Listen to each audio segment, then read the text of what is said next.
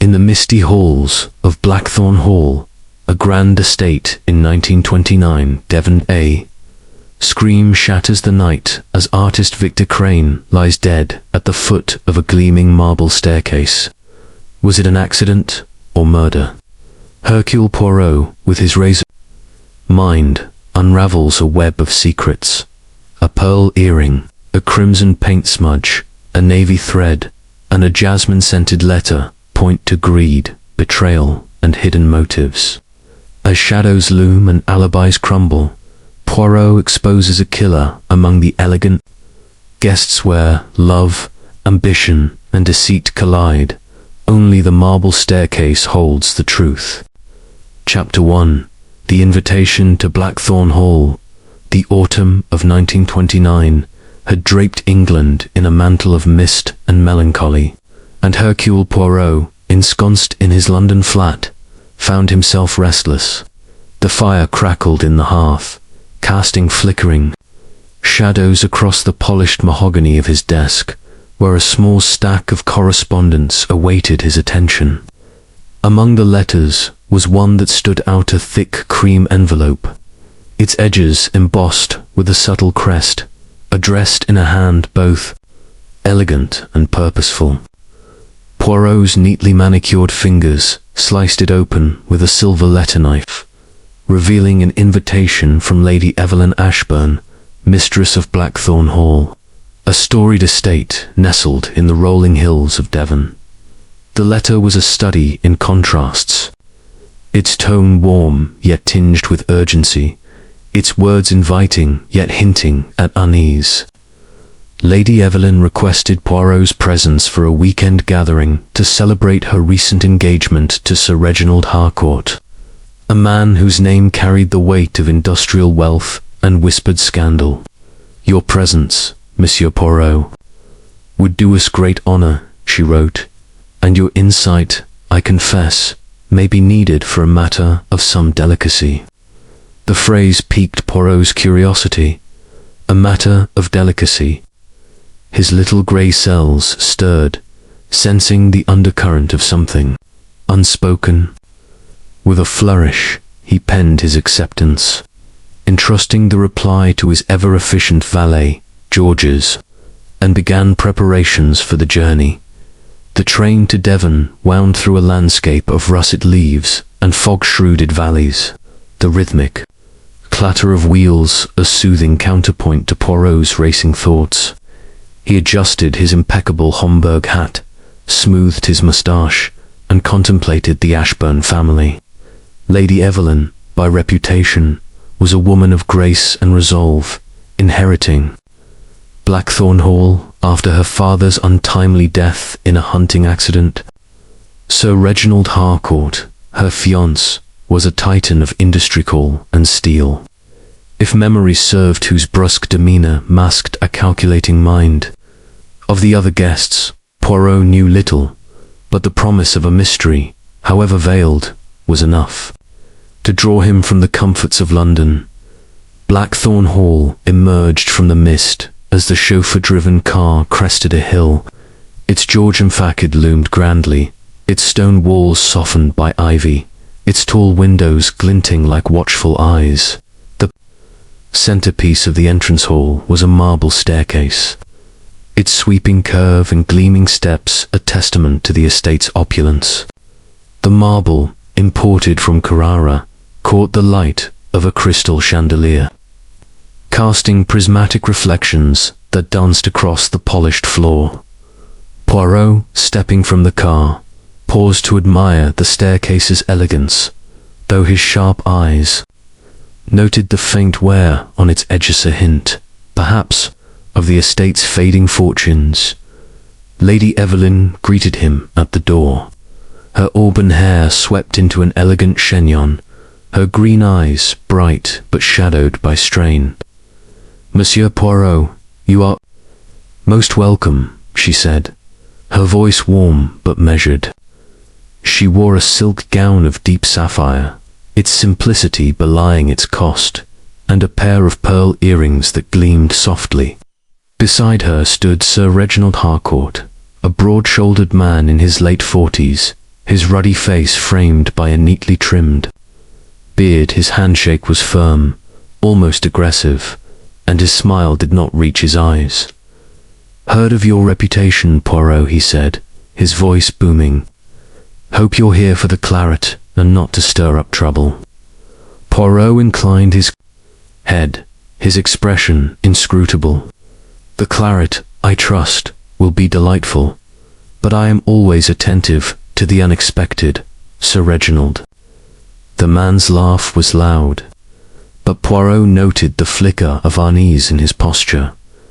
The other guests were introduced in the drawing room, a cavernous space adorned with portraits of stern-faced Ashburns. Clara Ashburn, Lady Evelyn's younger sister, was a striking contrast to her sibling, Petite, with dark curls and a sharp, restless gaze that darted about the room. Her wit, delivered with a sardonic edge, cut through the polite chatter. "So, Monsieur Poirot," she said, sipping a martini, "do you sniff out secrets like a bloodhound, or is it all just parlor tricks?" Poirot's moustache twitched in amusement. "Mademoiselle, the mind observes what the nose cannot." Dr. Malcolm Finch, a lean man with prematurely grey hair and a reserved demeanour, spoke little, his pale hands clasped tightly as if guarding a secret. Mrs. Beatrice Langley, a widowed socialite draped in furs, filled the silence with gossip, her laughter brittle and her eyes too bright. Victor Crane, the final guest, was a surprising artist of some repute, his boyish charm and tousled hair at odds with the intensity of his dark eyes. He sketched idly on a napkin, his fingers stained with traces of paint, and spoke of Blackthorn Hall's beauty with a poet's fervour. The household staff, led by Mr. Grayson, the butler, moved with quiet precision. Grayson, a tall man with a face like carved oak, oversaw the footmen and maids with an air of unyielding authority. His eyes, Poirot noted, lingered on Sir Reginald with a deference that bordered on wariness. The maids, Ellen and Mary, were young and nervous, while the cook, Mrs. Henshaw, radiated a nonsense competence that promised an excellent dinner. The meal was served in the dining room, its long mahogany table set with silver and crystal. The menu was ambitious. Consomme, followed by roasted pheasant, buttered asparagus, and a delicate lemon soufflé. Yet the atmosphere was anything but convivial. Sir Reginald dominated the conversation, regaling the party with tales of his factories, triumphs, his voice drowning out the clink of cutlery. Clara's retorts grew sharper, her barbs aimed at his self-aggrandizement. "Really, Reginald," she said, slicing her pheasant with precision, "must we hear again how you single-handedly saved British industry?" Lady Evelyn's hand tightened on her glass. Her smile strained. Mrs. Langley, perhaps sensing the tension, steered the talk to London's social season, but her anecdotes felt forced, her laughter too loud. Dr. Finch ate in near silence, his eyes fixed on his plate, while Victor Crane's gaze flickered between Lady Evelyn and Sir Reginald, a shadow crossing his face. Poirot, seated at Lady Evelyn's right, observed the interplay with meticulous care. The little grey cells, as he called them, were already at work, noting the undercurrents of resentment, the glances that lingered too long, the silences that spoke louder than words. As the meal drew to a close, Lady Evelyn rose, proposing a toast to her engagement. The guests complied, though Clara's glass was raised with reluctance, and Dr. Finch's hand trembled slightly. Poirot sipped his wine, its bouquet rich but overshadowed by the tension in the room. The party began to disperse, some heading to the library for brandy, others to the drawing room for cards. Poirot, pleading fatigue, excused himself to explore the hall's lower corridors. his curiosity drawn to the marble staircase. He stood at its base, admiring its craftsmanship. The marble was cool to the touch, its veins of grey and gold forming intricate patterns. Yet something caught his eye, faint scuff mark on the third step, barely visible in the chandelier's glow. He bent closer, his gloved fingers tracing. The mark, it was fresh, the marble slightly abraded, as if something heavy had grazed it. A foot, perhaps, or something else. Poirot straightened, his mind alert. The staircase, so grand and immutable, seemed to hold a secret. Returning to the drawing room, he found the guests in disarray. Mrs. Langley was recounting a scandal involving a viscount, her voice shrill, while Clara argued with Sir Reginald over the estate's finances. "You've no right to meddle, Clara," Sir Reginald snapped, his face flushed. "Evelyn's made her choice." Clara's eyes flashed. "Her choice or yours?" Lady Evelyn, pale, intervened, urging calm. But the air crackled with unspoken accusations. Poirot retired to his room, a spacious chamber with a view of the mist-shrouded gardens. He sat at the desk, reviewing the evening's observations. Lady Evelyn's unease, Clara's defiance, Sir Reginald's bluster, Finch's reticence, Crane's intensity. Mrs. Langley's theatric speech was a piece in a puzzle yet to be assembled. The invitation's mention of delicacy gnawed at him. Was it a personal matter, a financial one, or something darker? Sleep eluded him, and he paced the room, his mind replaying the dinner. The scuff on the staircase, so minor yet so suggestive, lingered in his thoughts. He was about to retire when a scream tore through the silence, sharp and primal, echoing from the hall. Poirot seized his dressing gown and hurried to the source. The scene at the foot of the marble staircase was one of horror. Victor Crane lay, sprawled on the polished floor, his limbs twisted unnaturally, a dark pool of blood spreading beneath his head. His eyes, wide and lifeless, stared at the chandelier above. The marble steps, so pristine moments before, were now marred by a crimson stain. The guests, roused by the scream, gathered at the stairs' summit, their faces a mosaic of shock and fear. Lady Evelyn clutched the banister, her face ashen. Clara's hands covered her mouth, stifling a sob.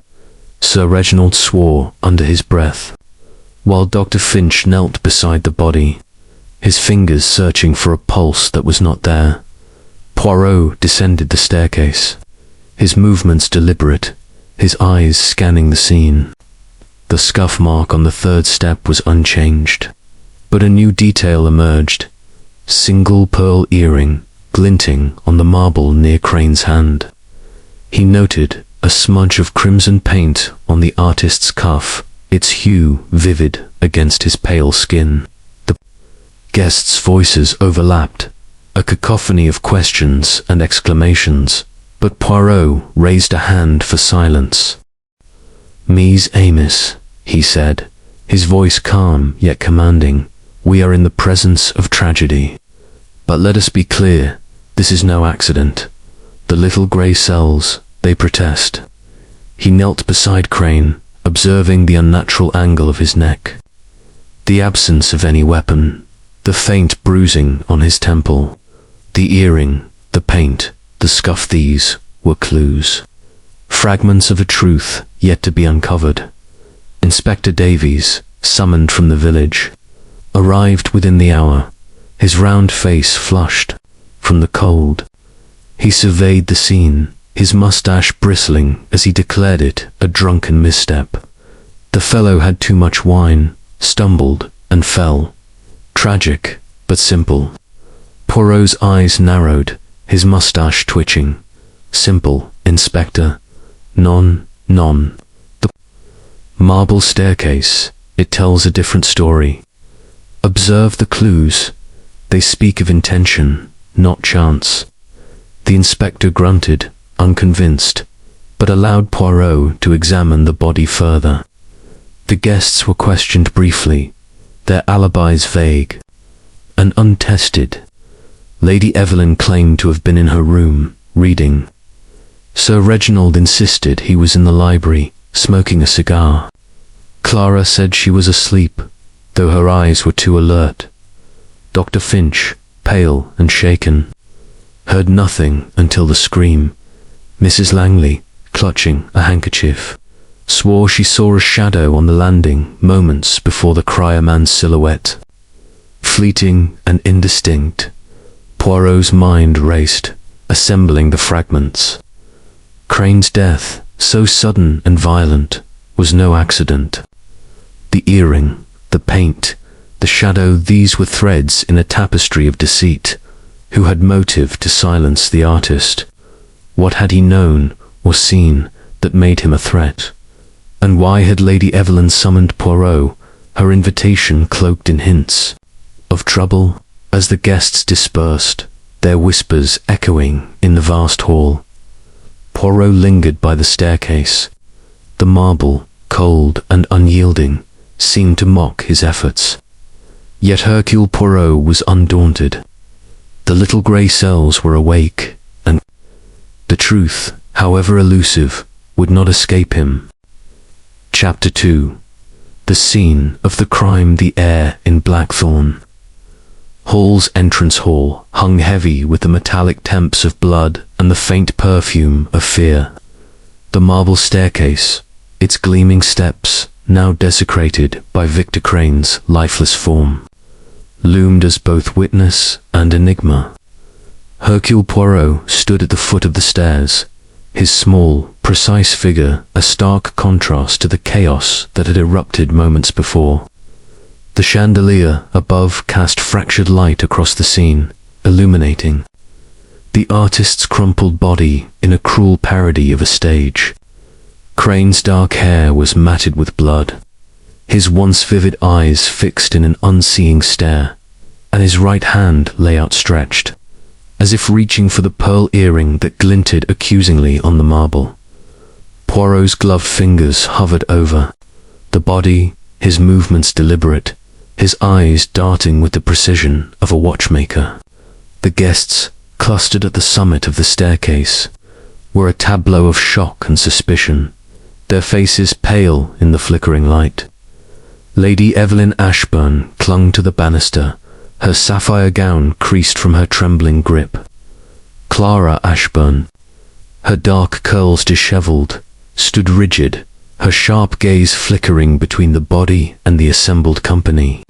Sir Reginald Harcourt, his broad frame dominating the landing, muttered oaths under his breath, his ruddy face flushed with agitation. Dr. Malcolm Finch, kneeling briefly beside Crane, rose with a shake of his head, confirming what all knew. The artist was dead. Mrs. Beatrice Langley, her furs askew, clutched a handkerchief to her lips, her theatrical sobs punctuating the silence. Mr. Grayson, the butler, stood apart, his stern countenance betraying no emotion, though his eyes lingered. On the scene below, Inspector Davies, the village policeman, bustled into the hall, his heavy boots echoing on the marble. A stout man with a bristling moustache and a penchant for hasty conclusions, he surveyed the body with a frown. Tragic business, he declared, his voice carrying the weight of authority he did not fully possess. Too much wine, no doubt. The fellow tripped, took a tumble. These grand staircases, dangerous things. He gestured vaguely at the marble steps, as if their elegance were to blame. Poirot's moustache twitched, a subtle sign of his dissent. "Nan, Inspector," he said, his voice soft but firm, cutting through the murmurs like a blade. "The little grey cells, they do not agree. This was no accident." He straightened, his green eyes sweeping the scene with an intensity that silenced the room. "Observe, if you please. The body, it lies not as one who falls by chance. The angle of the head, the position of the limbs, these tell a story of violence, not misfortune. Davies bristled, unaccustomed to contradiction, but Poirot was already at work. He knelt beside Crane, noting the unnatural twist of the neck, the bruising at the temple, and the faint smear of crimson paint on the artist's cuff, a detail that seemed incongruous amid the pristine marble. The pearl earring, small and lustrous, lay just beyond Crane's fingertips, its presence a silent accusation.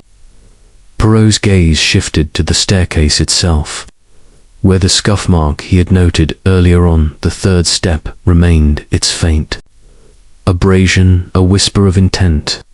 He traced the marble's edge, finding a second mark, higher up, where something heavy had grazed the surface. A shoe, a weapon. The clues were subtle, but to Poirot they were as loud as a shout. He rose, addressing the inspector. "Permit me, Monsieur Davies, to examine further. The marble, it is a canvas, and it bears the marks of truth."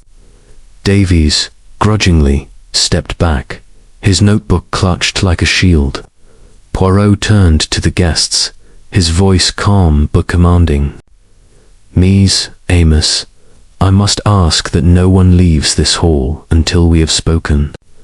The truth, it is near, but it requires your patience." Lady Evelyn, her voice trembling, broke the silence. "Monsieur Poirot, surely this is a dreadful accident." Victor, he was fond of wine, perhaps too fond. Her eyes, wide with distress, avoided the body, focusing instead on the chandelier's glinting prisms. Poirot inclined his head, his expression unreadable. "Perhaps, madame, but the facts, they do not lie. We shall see." He turned to Clara, whose defiance seemed tempered by unease. "Mademoiselle Ashburn, where were you when the scream was heard?" Clara's chin lifted, her voice sharp. "In my room, asleep. I heard nothing until that awful cry woke me." Her eyes, however, darted to Sir Reginald, a flicker of accusation in their depths. Sir Reginald, catching her glance, snorted. "Don't look at me like that, girl. I was in the library, smoking a cigar. Grayson can tell you." The butler nodded curtly, his face impassive. "I saw Sir Reginald enter the library, sir, before I retired." Poirot's gaze shifted to Dr. Finch, whose pallor had deepened. "And you, doctor, what did you hear?" Finch's hands twitched, betraying his nerves. "Nothing, Monsieur Poirot. I was in my room, preparing for bed, until the scream brought me here." Mrs. Langley, her sobs subsiding, interjected with a dramatic flourish. "I saw something, Monsieur Poirot, a shadow on the landing just before the cry. A man's figure. I'm certain, but it vanished so quickly." Her eyes, bright with excitement, scanned the group, as if expecting applause for her revelation. Poirot's moustache twitched again, a sign of his skepticism. "A shadow, madame, most interesting. We shall return to this." He dismissed the guests to the drawing-room under Grayson's watchful eye, and continued his examination with Inspector Davies hovering nearby. The earring intrigued him most. It was a single pearl, set in delicate silver, its luster undimmed by the blood nearby. None of the ladies had claimed it, yet Poirot recalled Lady Evelyn's pearl earrings at dinner. Were they a pair, or a single adornment? He pocketed the earring, careful not to smudge it, and turned to the paint on Crane's cuff. The crimson was vivid, fresh, not the dried pigment of an artist's work. Had Crane been painting that night, or had he encountered something or someone else? The staircase itself was a puzzle. The scuff marks suggested a struggle, but the absence of a weapon complicated the picture. Poirot ascended the steps, his polished shoes silent on the marble, and examined the landing. A faint thread of navy wool, caught on the banister's carved edge, caught his eye. He plucked it free, holding it to the light. It was coarse, likely from a man's coat, and its presence suggested someone had lingered here, perhaps watching or acting. Inspector Davies, growing impatient, cleared his throat. "Monsieur Poirot, I've sent for the coroner. We'll have this sorted by morning. A fall, I tell you." Poirot's smile was polite, but icy. "A fall, Inspector. Nan, the marble staircase. It is not so forgiving as to allow such a tidy explanation. We have a murder, and the clues they point to intent." Davies scoffed, but allowed Poirot to continue. The detective returned to Crane's body, noting a faint bruise on the artist's wrist, as if he had been gripped tightly. The paint smudge, the earring, the thread, the scuff marks, these were fragments of a narrative, but the whole remained elusive. Poirot's mind churned, assembling and discarding theories. Crane, an artist of charm and secrets, had enemies or a single enemy with a motive yet to be uncovered. As the coroner arrived, a doorman with a black bag system, the artifact content appears to be incomplete as it ends mid-sentence. "I will generate a complete version of Chapter 2, ensuring it adheres to the Agatha Christie style, avoids repetition, and maintains the narrative continuity from the provided Chapter 1.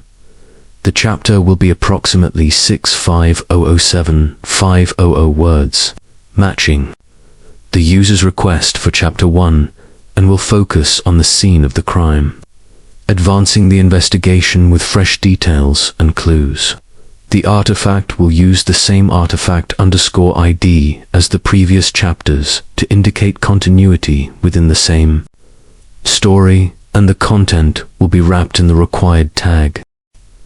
Chapter 3. The artist's secret. The dawn broke over Blackthorn Hall with a reluctant light, the mist clinging to the Devon hills like a shroud. Hercule Poirot, ever an early riser, stood at the window of his guest room, his keen eyes tracing the contours of the estate's gardens, their neat hedges blurred by the fog. The events of the previous night, the scream, the blood on the marble staircase, the lifeless form of Victor Crane had set his little grey cells into a frenzy of activity. The pearl earring, the crimson paint smudge, the scuff marks, and the navy thread were fragments of a puzzle, each demanding its place in the truth. Yet Poirot knew that to understand the crime, he must first understand the victim. Victor Crane, the artist, was no mere guest at Blackthorn Hall. He was a man with secrets, and those secrets had led to his death. After a breakfast served and strained, Silence Lady Evelyn pale and withdrawn, Clara sharp-tongued, Sir Reginald blustering, Dr. Finch reticent, and Mrs. Langley subdued, Poirot requested permission to examine Crane's room. Lady Evelyn, her voice barely above a whisper, consented, and Mr. Grayson, the butler, led him to the artist's quarters with a formality that bordered on wariness. The room, on the second floor overlooking the rose garden, was modest but cluttered, with the tools of Crane's trade, canvases stacked against the wall, a small easel bearing a half-finished sketch, and a table strewn with brushes, tubes of paint, and charcoal stubs. The air carried the faint scent of turpentine, mingled with the mustiness of old books. Poirot began his inspection with methodical care, his gloved fingers lifting each item as if it were a relic. The sketches, mostly of Blackthorn Hall's grounds, captured the estate's beauty with a sensitivity that spoke of Crane's talent. One drawing, however, stood out, a portrait of Lady Evelyn, her auburn hair cascading over one shoulder, her green eyes shadowed with an emotion Poirot could not quite name: fear, perhaps, or sorrow. The portrait was unfinished, the lower half, a mere outline, as if Crane had been interrupted in his work. Poirot set it aside, his mind noting the intimacy of the depiction. Had Crane been more than a guest to Lady Evelyn? Beneath the bed, tucked against the wall, was a small leather-bound diary, its lock simple but secure. Poirot, with a deftness born of experience, produced a slender tool from his pocket and coaxed the lock open. The pages revealed Crane's thoughts in a hurried, angular script, a blend of observation and emotion. He wrote of Blackthorn Hall with reverence, describing the marble staircase as a river of light, frozen in time. But the entries grew darker as they progressed. Crane believed Lady Evelyn's engagement to Sir Reginald Harcourt was coerced, a union driven by financial necessity rather than love. She is trapped, he wrote, her spirit caged by that brute's ambition. I must help her. Another entry hinted at a confrontation. Harcourt knows my past. He threatens exposure. Unless I stay silent. A debt unpaid, he calls it. But I will not be cowed. Poirot's moustache twitched. A debt unpaid. The phrase suggested a history between Crane and Sir Reginald, one that extended beyond Blackthorn Hall. He closed the diary, slipping it into his pocket, and continued his search. In a drawer, beneath a pile of sketchpads, he found a letter, its envelope unmarked but sealed with red wax. Breaking the seal, Poirot read a single sentence, written in a feminine hand. Meet me at midnight by the staircase. We must end this. The signature was absent, but the paper carried a faint trace of jasmine perfume, a scent Poirot recalled from the dining room the previous evening. Lady Evelyn, Clara, Mrs. Langley. The letter was a clue, but its meaning remained elusive. Leaving the room, Poirot sought out Lady Evelyn, finding her in the conservatory, a glass-walled haven filled with ferns and orchids. She sat on a wicker chair, her hands folded tightly in her lap, her pearl earrings now a pearl glinting in the morning light. Monsieur Poirot, she said, rising, have you found something? Her voice was steady, but her eyes betrayed a flicker of fear. Poirot inclined his head. Madame, I have found much, but I seek clarity. Victor Crane was your friend, Nan. Lady Evelyn nodded, her gaze dropping to the floor. He was kind. He understood the burdens of this estate. He warned me against Reginald, said he would ruin me. I thought it mere jealousy. Jealousy. Poirot's tone was gentle, probing. Or perhaps he saw a truth you did not wish to face. Her hands trembled, and she clasped them tighter. Reginald is ambitious, yes, but he loves me. Victor was mistaken. Poirot noted the hesitation in her words, the way her fingers brushed, the earrings as if reassuring herself of their presence. He did not mention the diary or the letter, but filed her reaction away for later consideration. Returning to the hall, Poirot encountered Inspector Davies, who was pacing near the staircase, his notebook filled with hasty scrawls. Monsieur Poirot, Davies said, his tone grudging, I've spoken to the coroner. Death by a broken neck, caused by a fall. No signs of a struggle, he says. I'm inclined to close the case as an accident. Poirot's eyes narrowed.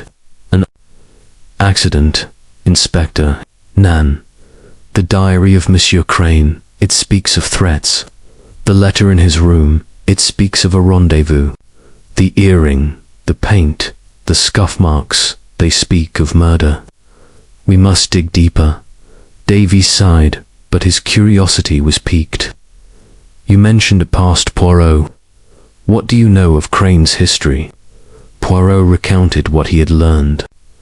From discreet inquiries via telegram to a London contact, Victor Crane, though talented, had once been entangled in a scandal involving forged paintings, a scheme hushed up by a wealthy patron, none other than Sir Reginald Harcourt. The debt, unpaid, in Crane's diary now took on a sinister hue. Had Sir Reginald silenced Crane to protect his reputation, or was there more to their enmity? Poirot returned to the staircase, his mind replaying the clues. The letters Jasmine sent suggested a woman's involvement, but whose? The diaries. Revelations pointed to Sir Reginald, but the earring and paint hinted at a broader conspiracy. He examined the landing again, finding no new traces, but noting the banister's polished surface where the navy thread had been caught. The thread, coarse and masculine, suggested a man's coat, Sir Reginald's, perhaps, or another's. As he descended, Clara Ashburn emerged from the drawing room, her eyes red-rimmed but defiant. Monsieur Poirot, have you found the monster who did this? Her voice was sharp, but a tremor betrayed her grief.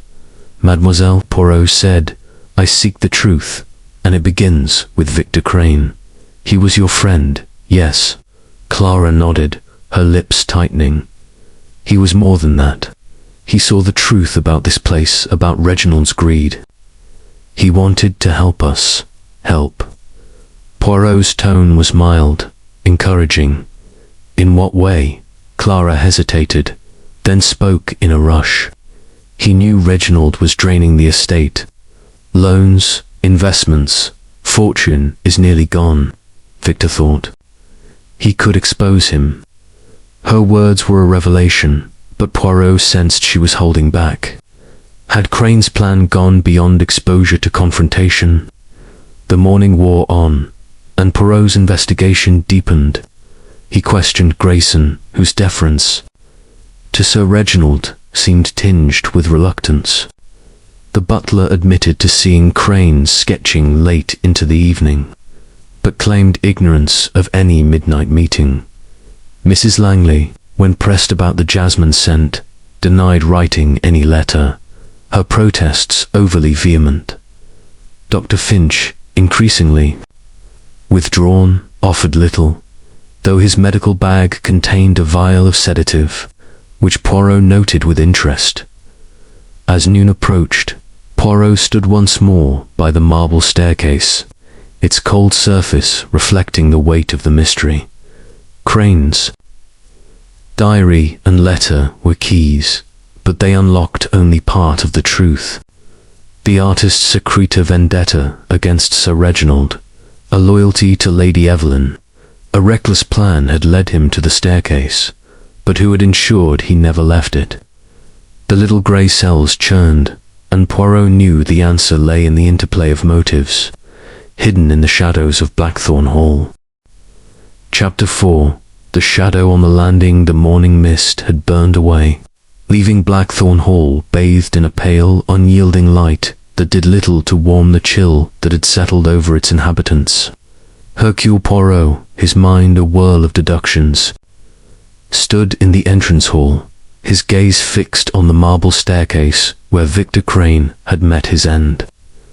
The events of the previous night, the scream, the blood, the pearl earring, the crimson paint smudge, the navy thread, and the scuff marks formed a constellation of clues, each pointing to a truth that remained tantalizingly out of reach.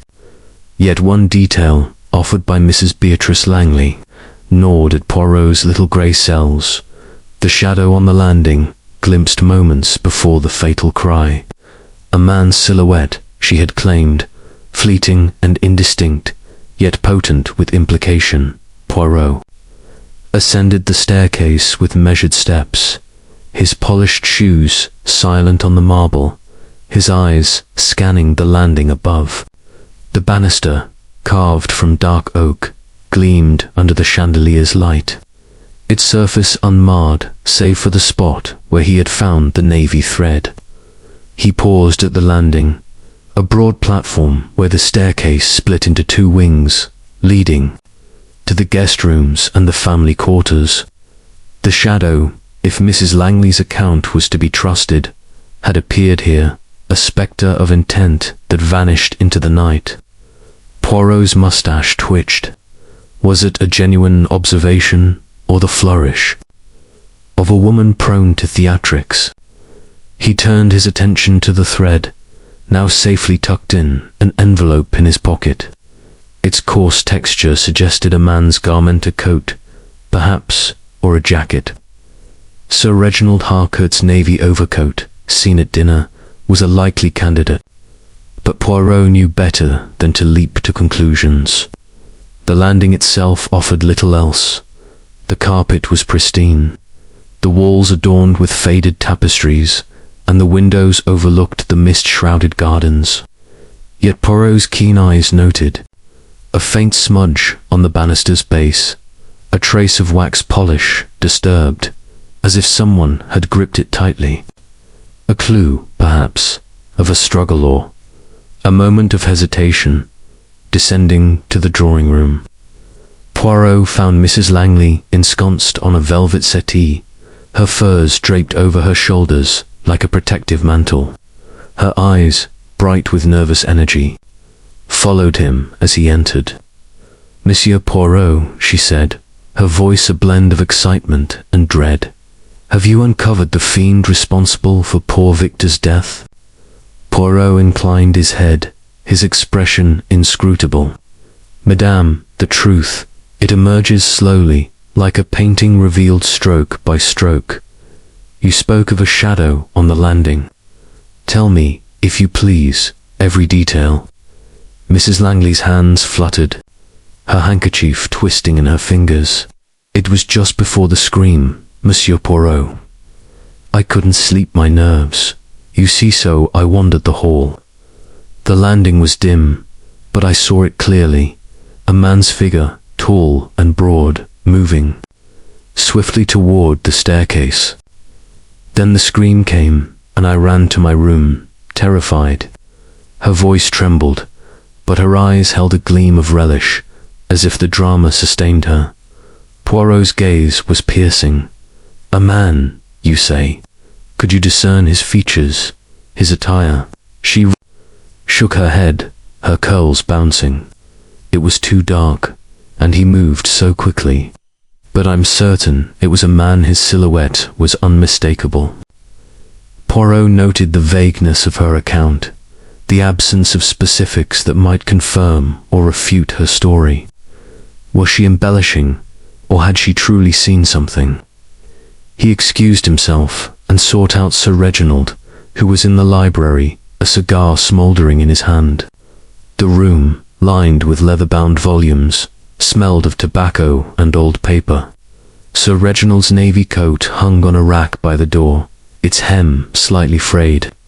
Poirot's eyes lingered on it, noting a missing button, its absence marked by a few loose threads that matched the one he had found. "Sir Reginald," Poirot began, his tone polite but firm, "you were in the library at the time of Monsieur Crane's death. We—" Harcourt's face reddened, his voice gruff. "As I told you, Poirot, I was here, smoking. Grayson saw me. What's this about?" His defensiveness was palpable, his fingers tightening around the cigar. Poirot's smile was disarming. "A mere confirmation, monsieur. The landing, it is a place of interest. A shadow was seen there, just before the tragedy. You did not, perhaps, step out for a moment." Harcourt's eyes narrowed. "Are you accusing me, Poirot?" "I was here." "I tell you," asked Grayson. His bluster, Poirot noted, was a shield. But for what? Guilt, or mere indignation? Poirot sought out the butler next, finding him in the pantry, overseeing the polishing of silver. Grayson's stern demeanor softened slightly in Poirot's presence, but his eyes remained guarded. "Monsieur Grayson," Poirot said, "you confirmed Sir Reginald's presence in the library. At what hour did you see him?" Grayson's hands paused, a silver spoon gleaming in his grip. "Around 11:30, sir. I brought him a brandy before retiring." "And you saw no one on the landing?" Poirot pressed. Grayson shook his head. "No, sir. The house was quiet until the scream." His voice was steady, but Poirot detected a faint hesitation, as if the butler were weighing his words. The shadow, the thread, the missing button, these were threads in a tapestry of deceit. But Poirot needed more. He returned to the landing, his mind replaying Mrs. Langley's account. The dim light, the swift movement. Could it have been Sir Reginald, stepping out from the library, or another lurking in the shadows?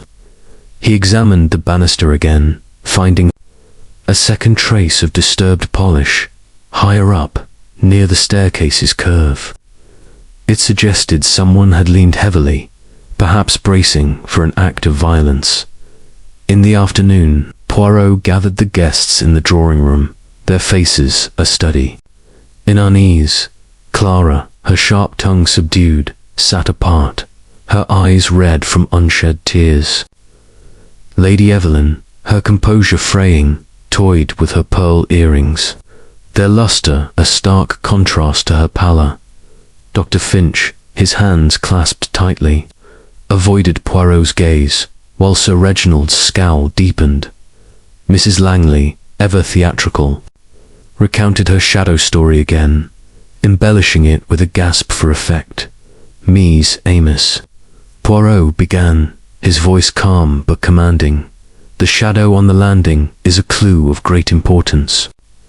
It suggests a presence, a purpose, at the moment of Monsieur Crane's death. But we must ask, who stood there and why?" He paused, his eyes sweeping the room. "Sir Reginald, your coat, it is navy, Nan, and it lacks a button." Her face flushed. "What of it? Coats lose buttons. You're grasping at straws, Poirot." "Perhaps," Poirot said, his tone mild, "but the thread, it matches, and the landing, it bears marks of a struggle. We must consider all possibilities." Clara's voice cut through the tension. "Reginald's no saint, Monsieur Poirot. He's bled the estate dry with his schemes. Victor knew it, perhaps that's why he's dead." Her words were a spark, igniting murmurs among the guests. Lady Evelyn rose, her voice sharp. "Clara, enough. Reginald is my fiancé. He would not," she faltered, her hand brushing her earrings, and Poirot noted the gesture. Was it guilt, or merely nerves? Dr. Finch, speaking for the first time, cleared his throat. "Monsieur Poirot, I saw nothing on the landing, but I heard footsteps, heavy ones, just before the scream. I thought it was Grayson, making his rounds." His admission, reluctant but clear, added a new layer to the mystery. Poirot's mind churned.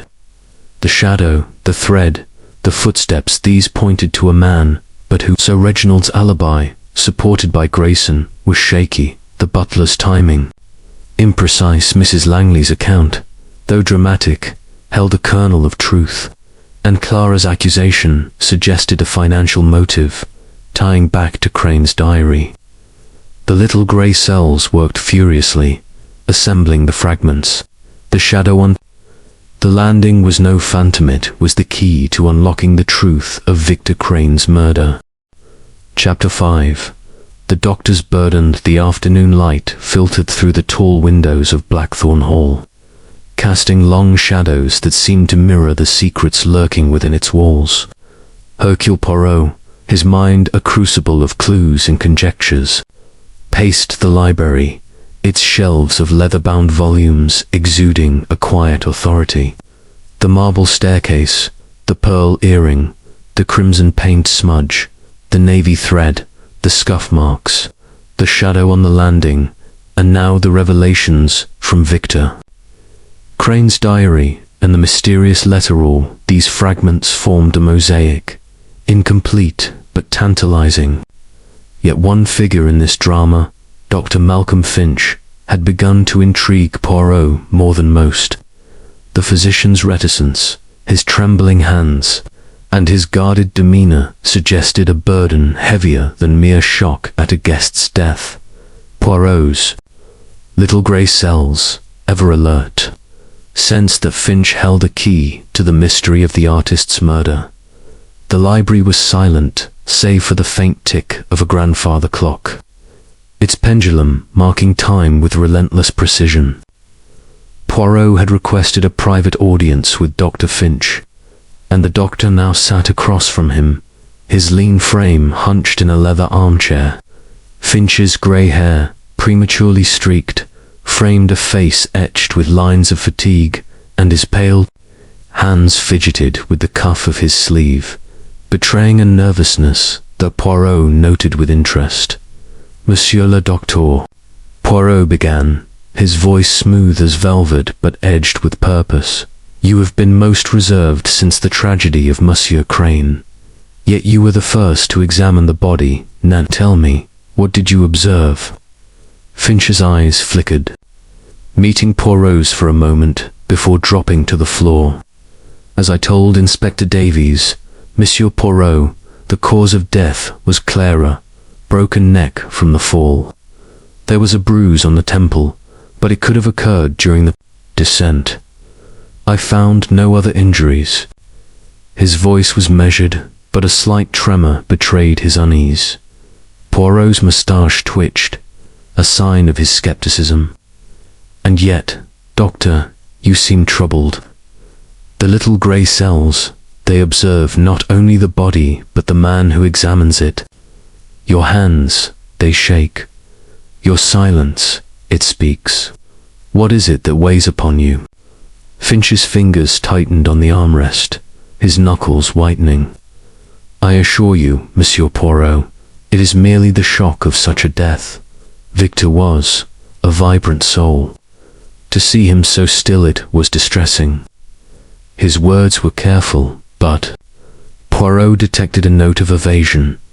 "Distressing, oui," Poirot said, leaning forward, his green eyes piercing. "But there is more, I think. You are a physician, accustomed to death, yet this one unsettles you. Why? Did you know Monsieur Crane well?" Finch hesitated, his gaze darting to the window. "Not well, no. We spoke occasionally about art, about the estate. He was passionate, perhaps too much so." The doctor's voice faltered, and Poirot seized the moment. "Passionate, you say?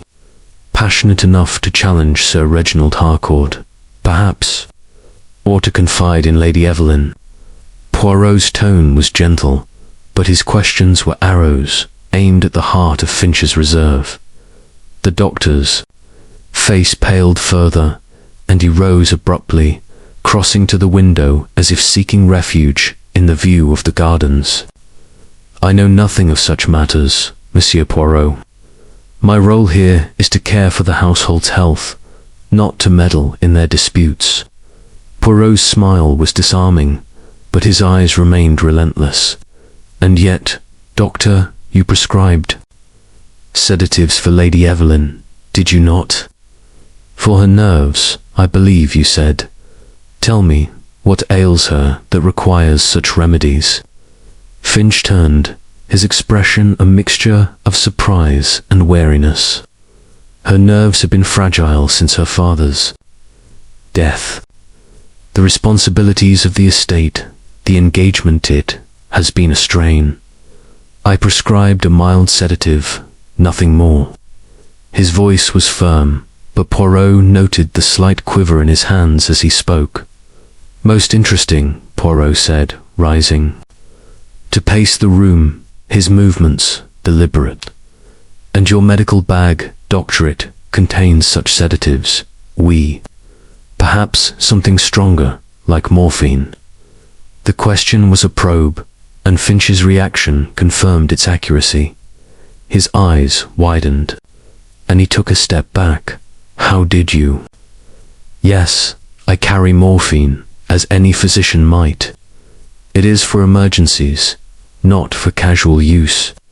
Finch's voice was defensive, and Poirot's mind catalogued the response. Morphine, in sufficient quantity, could subdue a man, perhaps even stage fall to appear accidental. Was Finch's burden one of guilt, or merely fear of implication? Leaving the library, Poirot sought out the servants' quarters, a warren of narrow corridors beneath the grand facade of Blackthorn Hall.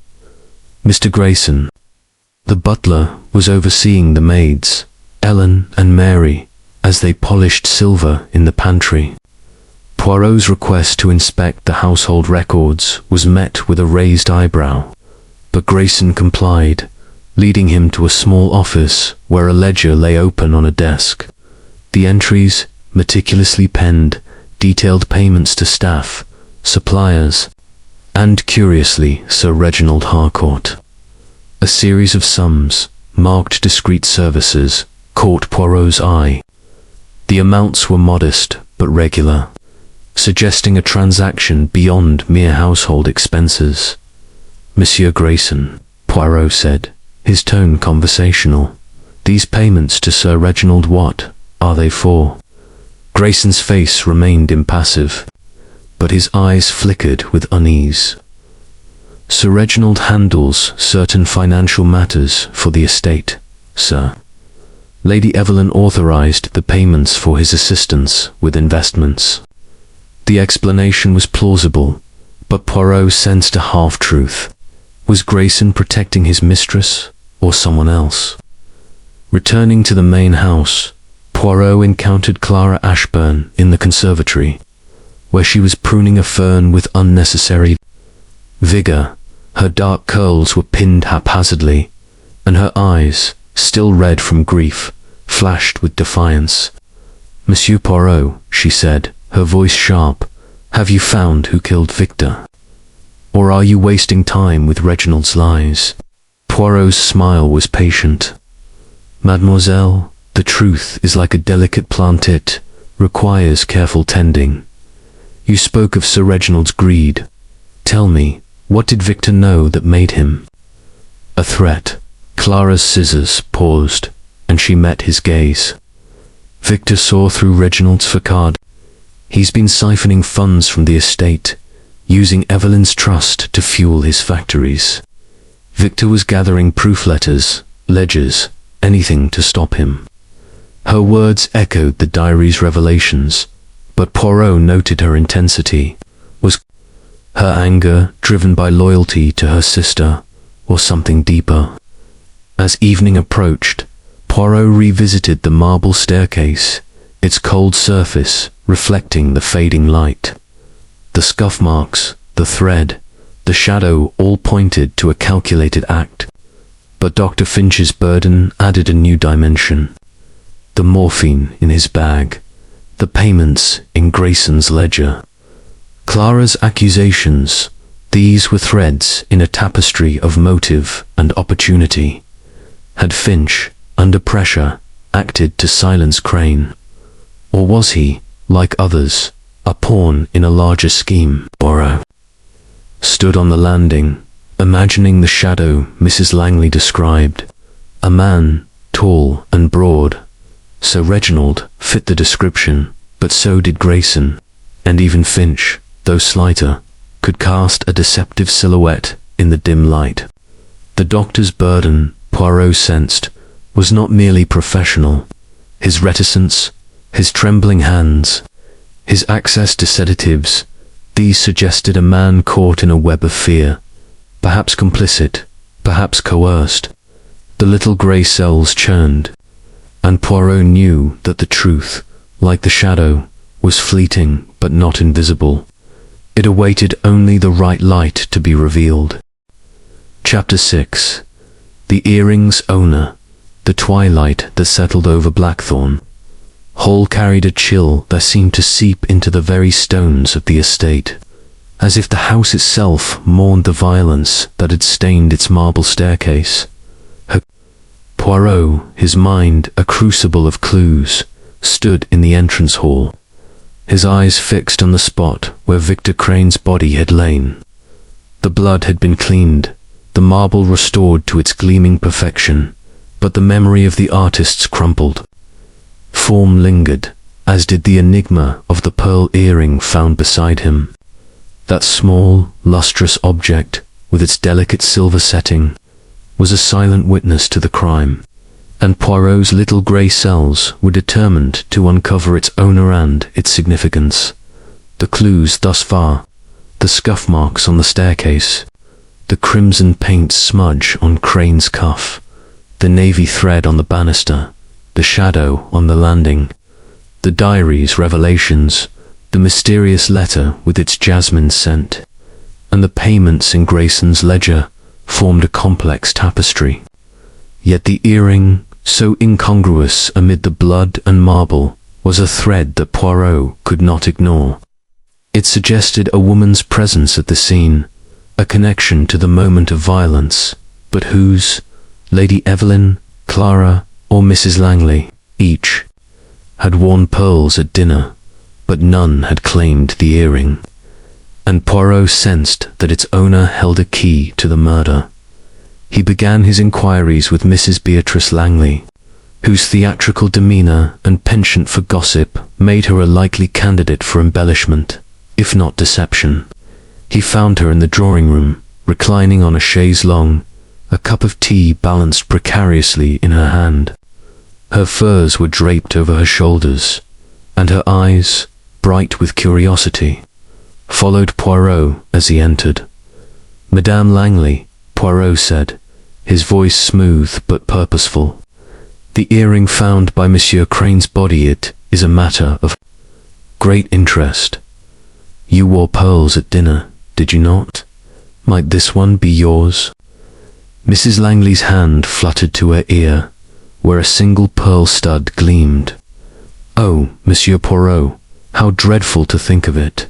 she exclaimed, her voice trembling with practiced emotion. "I did wear pearls, yes, but I assure you that earring is not mine. I was in my room when poor Victor fell well, except for my little stroll, as I told you." Her eyes widened, as if recalling her tale of the shadow on the landing, and Poirot noted the eagerness in her tone. "Your stroll, madame," Poirot said, his gaze piercing. "It placed you near the staircase at the hour of the crime. The earring, it was found close to the body. Could it have fallen during your wanderings?"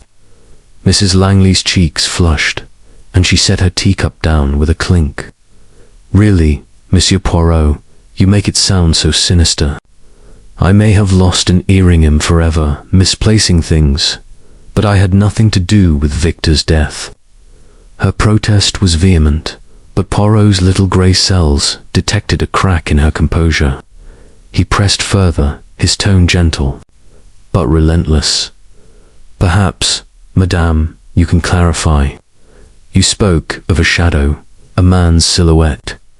Did you see Monsieur Crane on the staircase during your stroll? Or perhaps another, with whom you exchanged words?" Her eyes darted away, and she twisted her handkerchief. I may have seen Victor earlier, in the hall. We spoke briefly, nothing important, just pleasantries. He was in high spirits, talking of his sketches."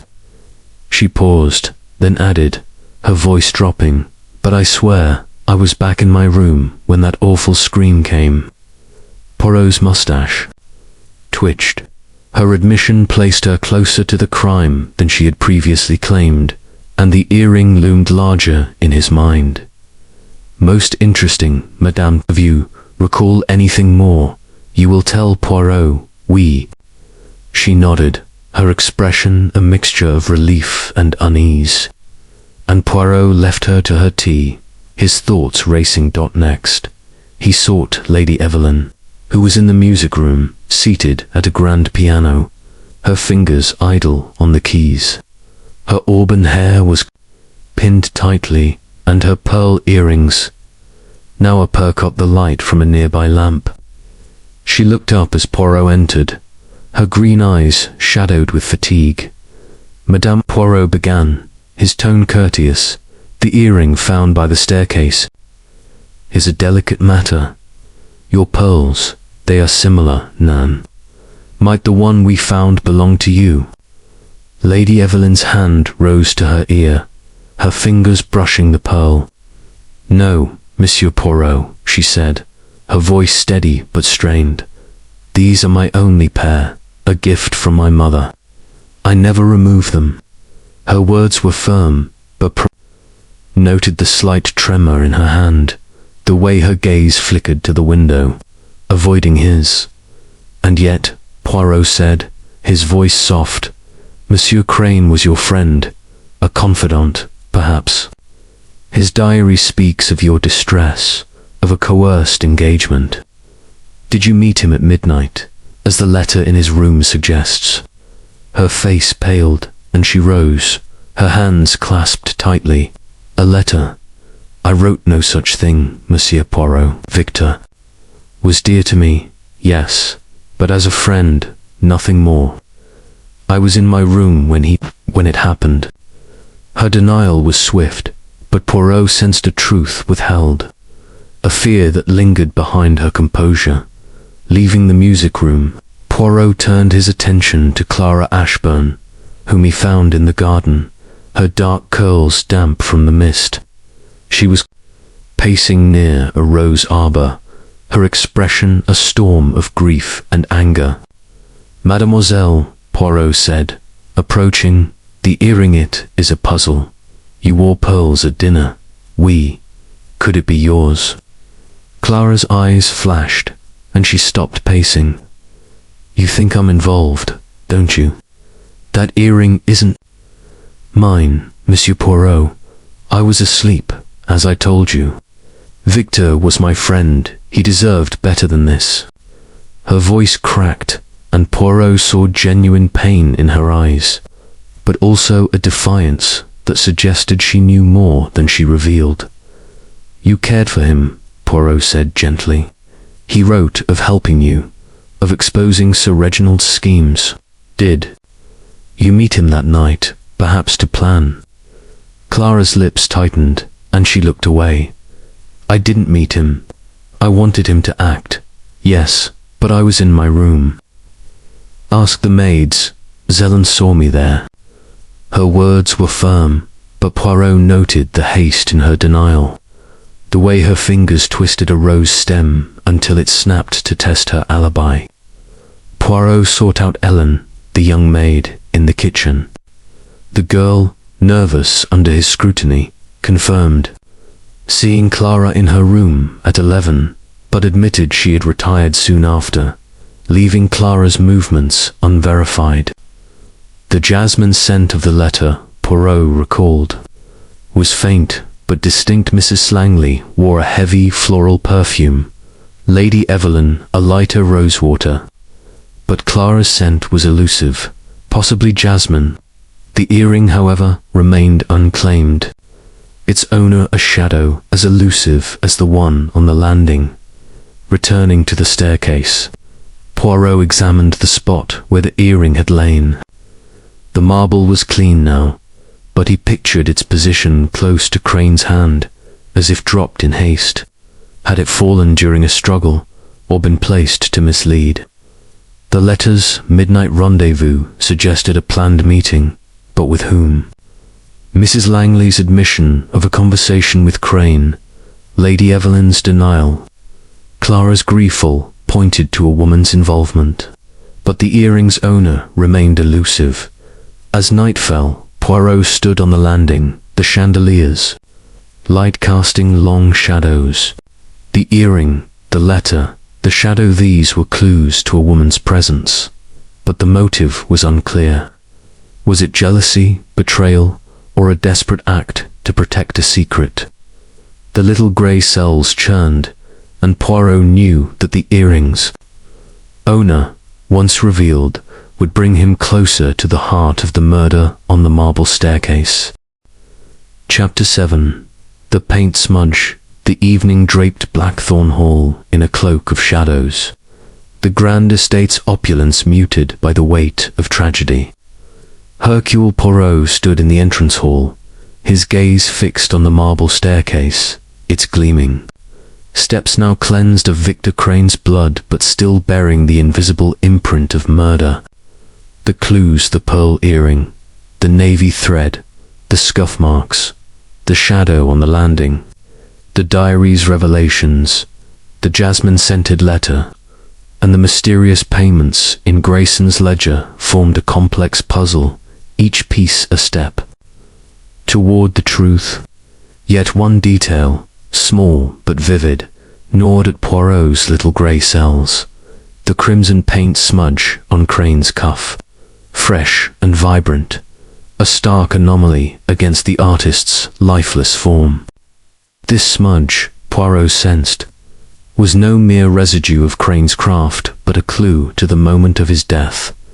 The hall was silent, the chandelier's light casting prismatic reflections across the marble, as if mocking the darkness of the crime.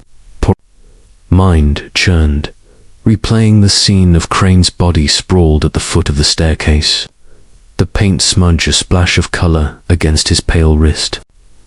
An artist's hands were often stained, but this crimson was too fresh, too deliberate, to be the byproduct of a canvas. Had Crane been painting that night, or had the smudge been transferred in a struggle, a silent testament to his killer's presence? Determined to unravel this thread, Poirot made his way to the studio where Victor Crane had worked. A small room on the east wing, its windows overlooking the mist-shrouded gardens. The air was thick with the scent of turpentine and linseed oil, and the space was cluttered with the tools of Crane's trade: canvases propped against walls, a cluttered table of brushes and pigments, and an easel bearing a half-finished landscape of Blackthorn Hall's grounds. Poirot's gloved fingers moved with precision, examining each item for clues. The palette on the table held a range of colors: ultramarine, viridian, but the crimson was prominent, its tube recently squeezed, a bead of paint still glistening at the tip.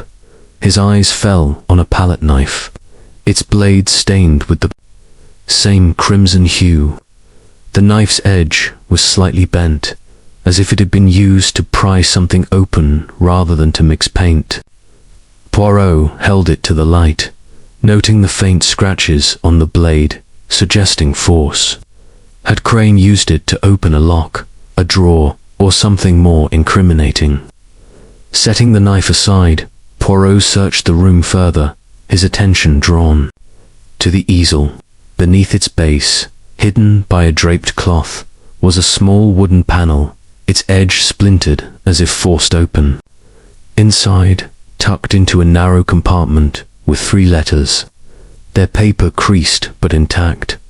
The letters, written in Clara Ashburn's angular hand, were fervent and urgent. "Victor," the first began, "you must act swiftly. Loans are bleeding, the estate dry. I've found papers in his study debts, forged signatures. Expose him before Evelyn is ruined." The second was more desperate. "He suspects, you know. Be careful, but don't stop. The proof is in his desk, locked in the drawer." The third, dated the day of the murder, was brief. "Tonight, Victor, we end this. Meet me at the staircase." The jasmine scent, faint but unmistakable, clung to the paper, confirming Poirot's suspicion that Clara was the author of the midnight rendezvous note found in Crane's room. Poirot's mustache twitched. Clara's letters revealed a conspiracy, a plan to unmask Sir Reginald Harcourt's financial misdeeds. The palette knife, with its bent edge, suggested Crane had acted on her urging, perhaps prying open a lock to secure evidence. But had this act led to his death? The crimson smudge, Poirot hypothesized, could have been transferred during a struggle, the paint clinging to the killer's hands or clothing, but whose? He sought out Clara in the conservatory, where she sat among the ferns, her dark curls pinned tightly, her eyes burning with a mixture of grief and defiance. "Mademoiselle Ashburn," Poirot said, his voice calm but probing. "You were close to Monsieur Crane, His letters speak of your shared purpose, to expose Sir Reginald's schemes. Tell me, what did you plan that night?" Clara's hands clenched, her knuckles whitening. "You've read them then," she said, her voice low. "Victor was brave, where I was not. He found proof letters, ledgers showing Reginald's fraud. We were going to confront him, force him to leave Evelyn. But I swear, I was in my room when he died. I never reached the staircase." Her eyes welled with tears, but her jaw was set, defiant. Poirot's gaze was piercing. "And the paint, mademoiselle? The crimson on his cuffet is fresh from that night. Did you see him in the studio, perhaps, before the tragedy?" Clara shook her head, her voice breaking. "No, I didn't. He was working late, but I stayed away. I loved him, Monsieur Poirot, but he was reckless. He wouldn't wait." Her words rang true, but Poirot sensed a half-truth, a detail withheld. Had she been near the staircase, despite her denial? Leaving the conservatory, Poirot returned to the studio, his mind racing. The palette knife's bent edge suggested Crane had forced a lock, perhaps in Sir Reginald's study. He made his way there, a wood-panelled room filled with the scent of cigar smoke and leather. The desk, a heavy mahogany piece, bore a locked drawer, its brass fittings scratched as if recently tampered with. Using a small tool from his pocket, Poirot opened it, revealing a bundle of papers, promissory notes, forged signatures, and letters detailing loans that drained the Ashburn estate. Crane had been here, and the paint smudge suggested he had carried the evidence to his fatal meeting. Poirot sought out Sir Reginald, finding him in the billiard room, his broad frame bent over the table, a cue in hand. "Sir Reginald Poirot," said, his tone deceptively mild. "Monsieur Crane, he was a threat to you, Nan. He found papers that exposed your financial arrangements." Harcourt's face reddened, his grip tightening on the cue. "Nonsense, Poirot. Crane was a meddler, nothing more. I've done nothing illegal. Evelyn approved every transaction." His bluster was unconvincing, and Poirot noted the sweat on his brow. "And the paint, monsieur?" Poirot pressed. "The crimson on his cuff. Did you meet him that night? Perhaps in a struggle?" Harcourt slammed the cue down. "I was in the library, as Grayson told you. You're barking up the wrong tree." His denial was fierce, but Poirot's little grey cells registered the fear in his eyes as night deepened. Poirot stood once more by the marble staircase, the chandelier's light casting long shadows.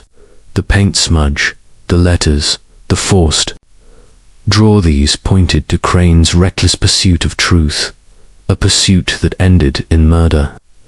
Clara's involvement was clear, but was she the killer or merely a catalyst? Sir Reginald's motives were strong, but the earring and the shadow suggested another's presence. The paint smudge, vivid and accusing, was a link to the studio, the staircase, and the killer's hand. Poirot's mind churned, the truth drawing closer with every clue, yet still veiled by the shadows of Blackthorn Hall. Chapter 8. The marble's message. The night had settled over Blackthorn Hall like a velvet curtain, its silence broken only by the distant creak of the house settling and the faint tick of the grandfather clock in the library. Hercule Poirot stood once more at the foot of the marble staircase, its gleaming surface reflecting the chandelier's prismatic light, a cold and unyielding witness to Victor Crane's murder.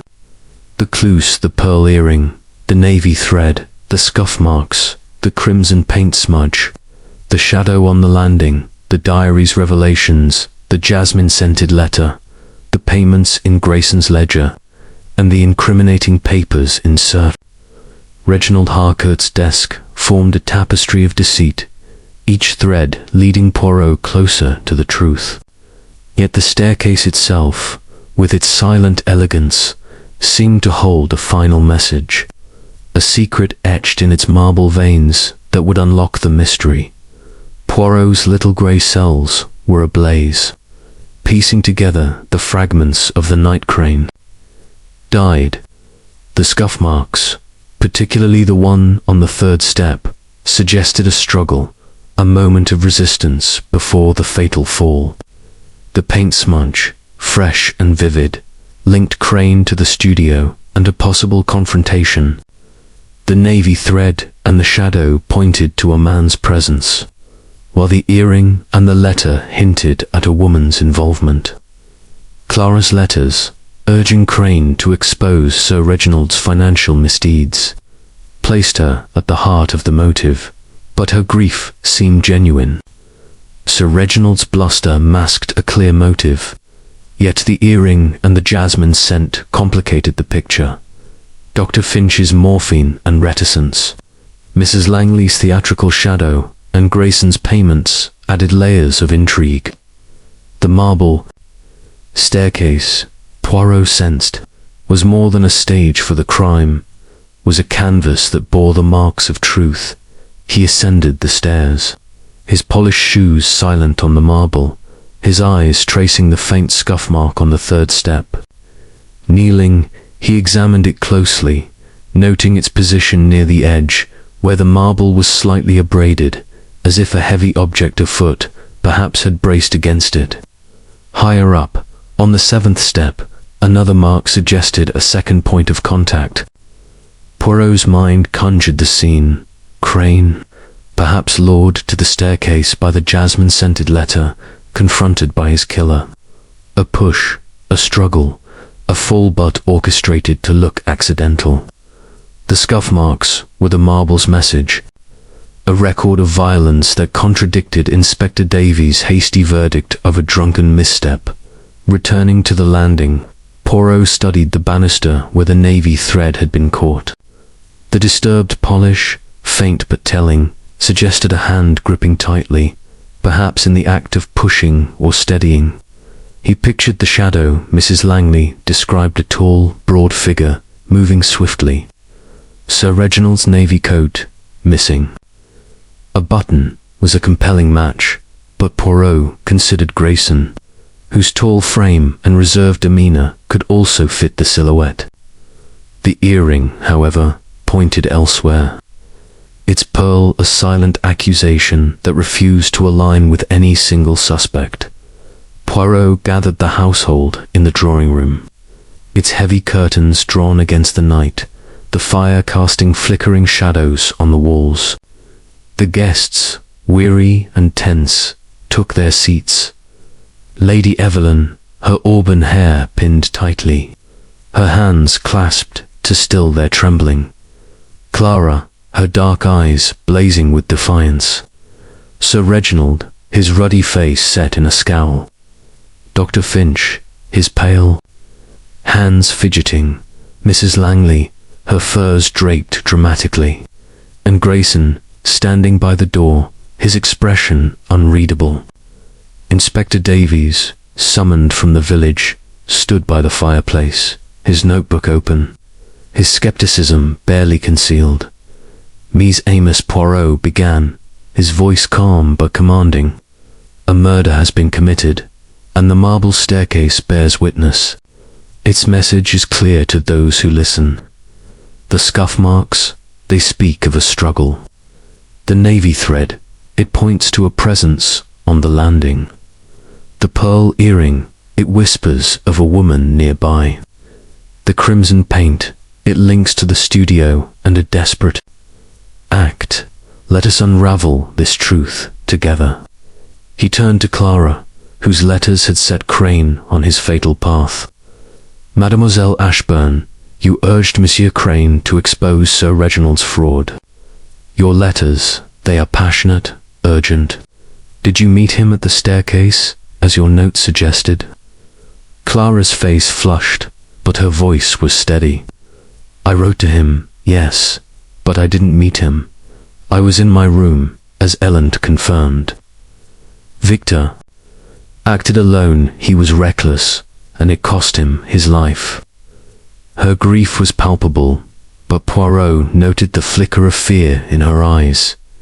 He shifted to Sir Reginald, whose bluster filled the room. Monsieur Harcourt, your coat, it is navy, and it lacks a button. The thread on the banister matches. You were in the library, you say, but Grayson's testimony is vague. Did you step out, perhaps to silence a man who threatened your ambitions?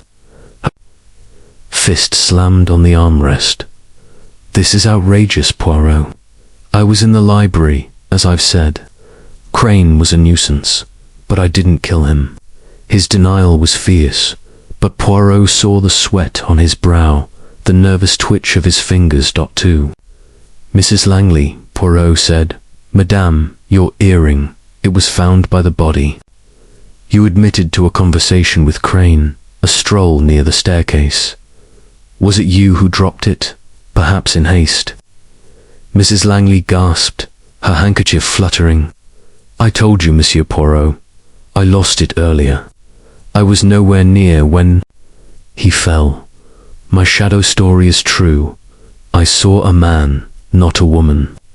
Her protest was theatrical, but Poirot sensed a kernel of truth beneath her drama. Dr. Finch, under Poirot's gaze, shifted uncomfortably. Doctor, your morphinate could subdue a man, make a fall seem natural. Your reticence, it suggests a burden. What did you know of Crane's plans? Finch's hands trembled. I knew nothing, Monsieur Poirot. I prescribed sedatives for Lady Evelyn, yes, but my morphine is untouched. I heard footsteps, as I told you, but I stayed in my room. His voice was strained, and Poirot filed away his unease for later scrutiny. Finally, Poirot addressed Grayson. Monsieur Grayson, your ledger shows payments to Sir Reginald for discreet services. Did you aid him, perhaps, in covering his movements that night?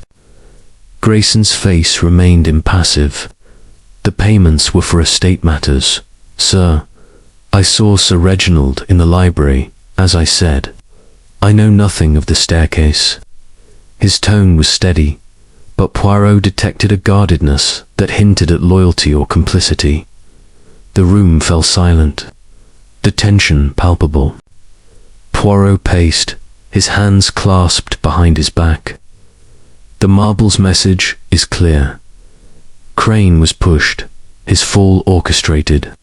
The paint links to the studio, the thread to the landing, the earring to a woman's presence. But the truth, it lies in the motives, greed, fear, love, betrayal. We are close, mes amis, but the final piece awaits. As the guests dispersed, their whispers echoing in the hall, Poirot returned to the staircase, its marble cold under his touch. The scuff marks, the thread, the earring, they were the marble's message, a silent cry for justice. The little grey cells churned, and Poirot knew the truth was near, hidden in the interplay of shadows and secrets that haunted Blackthorn Hall. Chapter 9. The unravelling the morning light streamed through the tall windows of Blackthorn Hall, its pale rays casting a delicate web of shadows across the drawing-room's polished floor. Hercule Poirot stood at the centre of the room, his small, meticulous figure a beacon of calm amid the storm of suspicion that had engulfed the household. The marble staircase, its gleaming steps, a silent witness to Victor Crane's murder, had yielded its secrets through the clues it bore: the pearl earring, the navy thread, the scuff marks, the crimson paint smudge, the shadow on the landing. These, combined with the revelations of Crane's diary, the jasmine-scented letter, the incriminating papers in Sir Reginald Harcourt's desk, and the mysterious payments in Mr. Grayson's ledger had woven a tapestry of deceit, greed, and desperation. Now, as the threads converged, Poirot's little grey cells were poised to unravel the truth, to lay bare the heart of the crime that had shattered the tranquillity of Blackthorn Hall. The guests were assembled before him, their faces a gallery of unease, each harbouring secrets that Poirot had painstakingly uncovered. Lady Evelyn Ashburn sat by the fireplace, her auburn hair tightly pinned, her hands clasped to conceal their trembling, her pearl earrings glinting like twin accusations. Clara Ashburn, her dark curls framing a face taut with defiance and grief, perched on a chair's edge, her eyes flickering with a volatile mix of anger and fear. Sir Reginald Harcourt, his broad frame filling a leather armchair, scowled, his ruddy complexion betraying both irritation and unease. Dr. Malcolm Finch, his lean figure hunched, clutched his hands tightly, his prematurely grey hair accentuating his pallor. Mrs. Beatrice Langley, draped in furs, fanned herself with a handkerchief, her theatrical flair subdued, but her eyes alight with nervous anticipation. Mr. Grayson, the butler, stood by the door, his stern countenance a mask, though his gaze betrayed a flicker of apprehension. Inspector Davies, summoned from the village, leaned against the mantel, his notebook open, his initial skepticism now tempered by a grudging respect for Poirot's methodical brilliance. "Mies Amos," Poirot began, his voice steady and commanding, his hands clasped behind his back as he paced with deliberate precision. "A murder has been committed in this house, and the marble staircase, it has spoken its truth. The clues, they are many: the earring, the thread, the paint, the shadow, the diary, the letter, the papers, the payments. Each is a brushstroke on the canvas of this crime, and together they paint a picture of betrayal and desperation. Us unravel it, step by step, with the clarity of the little grey cells." He paused, his green eyes sweeping the room, noting the tension that coiled in every posture, the unspoken fears that hung in the air like the morning mist outside. Monsieur Victor Crane was no mere artist, he continued. He was a man of passion and purpose, driven to expose a wrong that threatened the heart of this estate. His diary reveals his belief that Lady Evelyn's engagement to Sir Reginald Harcourt was coerced, a union born of financial necessity rather than love. The letter, scented with jasmine, called him to the staircase at midnight, a rendezvous that ended in his death. The papers in Sir Reginald's desk confirm his treachery, a web of forged signatures and draining loans. But it is the staircase itself, the scuff marks, the navy thread, the pearl earring, the crimson paint that tells the story of his murder. Poirot turned to Clara, her defiance a shield against her grief. "Mademoiselle Ashburn, your letters to Crane urged him to act, to expose Sir Reginald's fraud. You wrote of a meeting at the staircase, did you not? Yet you claim you remained in your room. The jasmine scent, it clings to your words. But your alibi, it is Franch-Leland saw you at 11. But the night stretched on." Clara's eyes flashed, her voice sharp. "I wrote to Victor, yes, but I didn't meet him. I was asleep, as I said. He went alone, reckless as always." Her words were fervent, but Poirot noted the tremor in her hands, the shadow of doubt in her gaze. He shifted to Sir Reginald, whose scowl deepened, his cigar stub smouldering in an ashtray. "Monsieur Harcourt, your coat, it is navy, and it lacks a button. The thread on the banister matches, and your alibi, supported by Monsieur Grayson, is imprecise. The papers in your desk, they reveal your greedy motive to silence Crane, who threatened your ambitions. Harcourt's fist slammed the armrest, his voice a bellow. This is preposterous, Poirot. I was in the library, as Grayson confirmed. Crane was a meddler, nothing more. I had no hand in his death. His bluster was fierce, but Poirot saw the sweat on his brow, the flicker of fear in his eyes. To Mrs. Langley, Poirot said, Madame, the earring found by Crane's body is yours. You admitted to a conversation with him, a stroll near the staircase. Your shadow on the landing, it places you close to the crime. What role did you play? Mrs. Langley gasped, her handkerchief fluttering. The earring was lost earlier, Monsieur Poirot. I spoke to Victor, yes, but it was innocent. Flirtation, nothing more. I saw a man's shadow, not my own. Her protest was theatrical, but Poirot sensed a truth beneath her drama, a partial confession. Dr. Finch, under Poirot's piercing gaze, shifted uncomfortably. Doctor, your morphine, it could render a man insensible, his fall staged as an accident.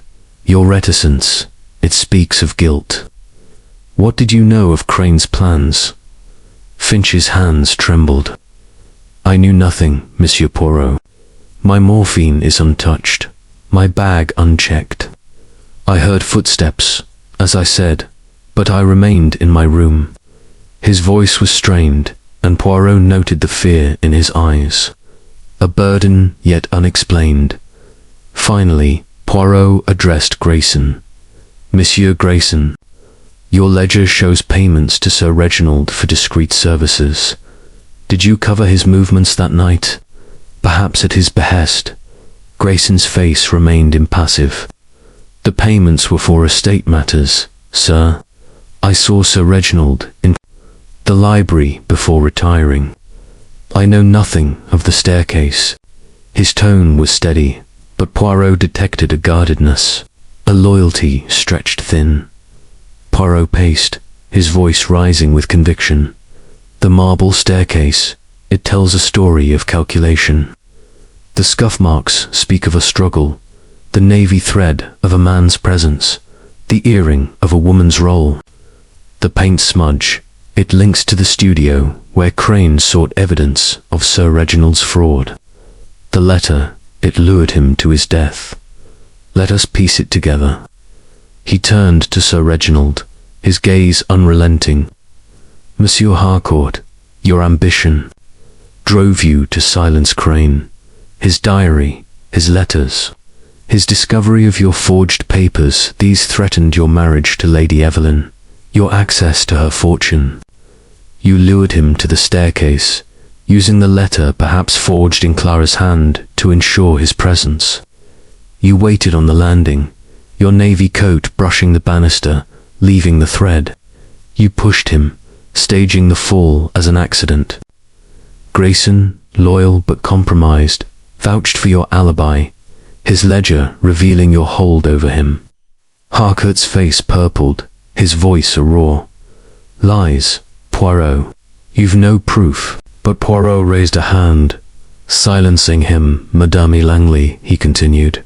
Your earring, it fell in the chaos. Your flirtation with Crane was a distraction, a spark to draw attention from Sir Reginald's act. You saw the shadow his shadow, and your stroll placed you near a witness or an accomplice.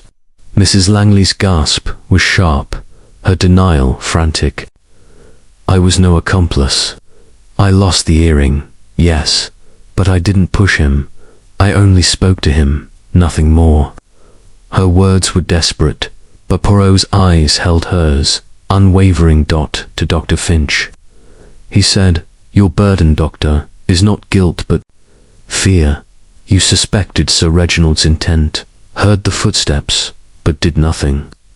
Your morphine was untouched, your role passive, but your silence, it weighs heavy. Finch nodded, his voice barely a whisper. I feared for Evelyn, I should have acted. His confession was a release, clearing him of murder but not of remorse. Poirot faced Grayson. You, monsieur, were paid to obscure Sir Reginald's movements, your alibi. It is vague, your loyalty bought. But the truth, it cannot be hidden. Grayson's eyes dropped, his voice low. I did as he asked, for the estate's sake. I falsified the time, but I didn't see the act. His admission was reluctant, a crack in his stoic facade. Poirot turned to Clara, his tone softening. Mademoiselle, your love for Crane drove your letters, but you did not meet him. Your grief, it is genuine, your plan reckless but not fatal. Clara's tears fell, her voice breaking. I wanted to save Evelyn, not kill Victor. Her sincerity was clear, absolving her of the act but not the consequences. Finally, Poirot addressed Lady Evelyn. Madame, your engagement was a cage, your pearls a symbol of your trapped heart. Crane sought to free you, but you were not at the staircase. Your fear, it kept you silent. Lady Evelyn nodded, her voice a whisper. I loved him as a friend. I didn't know he'd die for it. Her tears were silent, her relief tempered. By sorrow, Poirot stepped back, his voice resonant. The truth, it is unraveled. Sir Reginald Harcourt, you pushed Victor Crane, driven by greed and fear. Mrs. Langley, you distracted, your earring a marker of your presence. The marble staircase it has spoken, and justice it will follow. Harcourt rose, his face ashen, his voice a snarl. You've no proof, Poirot, but Grayson's confession, the thread, the papers all, pointed to his guilt. Inspector Davies, his notebook filled, stepped forward, his skepticism replaced by resolve. Sir Reginald Harcourt, Davies said, you're under arrest for the murder of Victor Crane. The room erupted in gasps, but Poirot stood still, his little grey cells triumphant, the truth laid bare at last. Chapter 10. The final step. The morning air in Blackthorn Hall was heavy with the aftermath of revelation. The grand estate's opulence, muted by the weight of truth unveiled. Hercule Poirot stood in the entrance hall, his small, precise figure, framed by the marble staircase, its gleaming steps now cleansed of blood, but forever marked by the memory of Victor Crane's murder. The cloister, pearl earring, the navy thread, the scuff marks, the crimson paint smudge, the shadow on the landing, the diary, the jasmine-scented letter, the incriminating papers, and the payments in Grayson's ledger had converged in Poirot's meticulous mind, leading to the dramatic unmasking of Sir Reginald Harcourt as the murderer, with Mrs. Beatrice Langley as his unwitting accomplice. Yet, as the final threads of the mystery were tied, Poirot sensed that one last step remained to bring closure to the tragedy that had shaken Blackthorn Hall to its core. The drawing room, where the guests had gathered for Poirot's denouement, was now a scene of quiet aftermath. Lady Evelyn Ashburn sat by the window, her auburn hair loose for the first time, her green eyes reflecting a mix of relief and sorrow. Clara Ashburn, her defiance softened by grief, stood near her sister, her hand resting protectively on Evelyn's shoulder. Dr. Malcolm Finch, his burden of silence lifted, sat with a medical journal, his hands steady for the first time in days. Mrs. Langley, her furs abandoned, looked diminished, her theatrical flair replaced by subdued shame. Mr. Grayson, the butler, moved with his usual precision, though his stern demeanour now carried a trace of humility. Inspector Davies, his scepticism replaced by respect, had taken Sir Reginald into custody. The industrialist's bluster silenced as he was led away in handcuffs. his navy coat confiscated as evidence.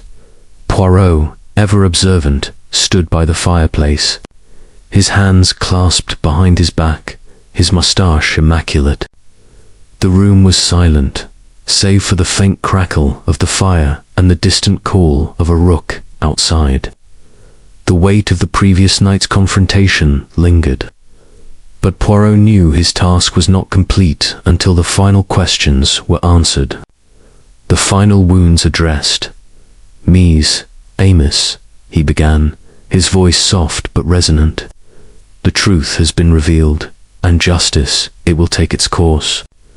Sir Reginald Harcourt, driven by greed and fear, pushed Victor Crane to his death, staging the fall to conceal his crime.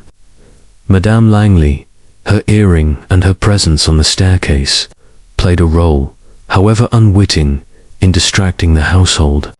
The marble staircase, it has spoken, and its message is clear. But there remains one final step to understand why, and to heal what has been broken. He turned to Lady Evelyn, whose eyes met his with a mixture of gratitude and pain. "Madame," Poirot said gently, "Monsieur Crane sought to free you from a marriage born of coercion. His diary, his actions, they were those of a friend, perhaps more. You did not meet him that night, but your silence, it was born of fear, Nan." Lady Evelyn nodded, her voice barely a whisper. "Victor saw what I could, not that Reginald was using me, draining the estate for his own ends. I was afraid, Monsieur Poirot, afraid of scandal, of ruin. I should have listened to him." Her fingers brushed the pearl earrings, a gesture Poirot now understood as a talisman against her fears. Clara, her voice steady but thick with emotion, spoke up. "Victor was brave, Monsieur Poirot. I pushed him to act, wrote those letters, but I never meant for this. If I'd known," she broke off, her eyes glistening, and Evelyn reached for her hand. Their bond a quiet strength. Poirot inclined his head. "Mademoiselle, your love for your sister, it drove you, but it was Sir Reginald's hand that struck. The blow, the letters, the paint smudge, the papers, they led to his downfall, not yours."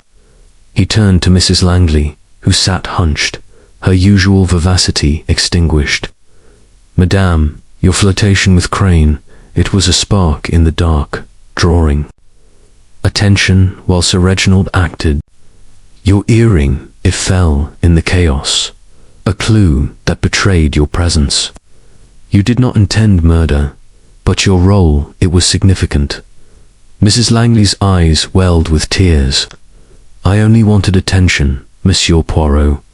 Victor was charming, and I let myself be foolish. I never meant harm." Her confession was raw, and Poirot's nod was one of understanding, not judgment. To Dr. Finch, Poirot said, "Doctor, your silence was a burden, but your heart, it was not cruel. You suspected, yet you did not act. Your morphine, it played no part, and your truth has freed you." Finch's shoulders relaxed, his voice quiet. "I failed Evelyn, failed Victor. I'll carry that, but I'm grateful you saw the truth, Monsieur Poirot." His admission was a release, a step toward redemption. Finally, Poirot addressed Grayson, who stood by the door, his posture rigid, but his eyes softer. "Monsieur Grayson, your loyalty to Sir Reginald, it was bought, but your heart remained with this house. The payments, they tied you to his schemes, but your confession, it has set you free." Grayson bowed his head. "I served the estate, sir, but I was wrong to lie for him. I'll make amends." His words were simple, but saw the sincerity in his gaze. Inspector Davies, lingering by the mantel, cleared his throat. "Monsieur Poirot, I'll admit I doubted you. Thought it was an accident, plain and simple. But you've got a mind like a steel trap. Harcourt's confessed, said Crane was blackmailing him, threatening to ruin his engagement, pushed him. In a fit of rage, staged a fall. Mrs. Langley's role, just as you said, a distraction, nothing more. Poirot's moustache twitched, a sign of satisfaction. The little grey cells, Inspector, they see what the eyes miss. The marble staircase, it held the truth scuff marks of a struggle, a thread of guilt, an earring of presence, a paint smudge of intent. The truth, it is always there, waiting to be found. Lady Evelyn rose, her voice steady despite her pallor. Monsieur Poirot, you've saved Blackthorn Hall. Without Reginald's shadow, I can rebuild, restore what was lost. How can I thank you? Poirot's smile was warm, his eyes kind. Madame, the thanks, it is in the truth. Live well, and let this house be a place of light once more. As the guests dispersed, Clara and Evelyn lingered, their hands clasped. A silent vow to mend their fractured bond. Poirot stepped into the hall, his gaze returning to the marble staircase. Its gleaming steps, once a stage for violence, now stood as a symbol of resolution. The final step had been taken, the truth laid bare. With a nod to the silent marble, Poirot prepared to depart, his work complete, his little grey cells at rest, ready for the next challenge that awaited beyond the misty hills of Devon. The end.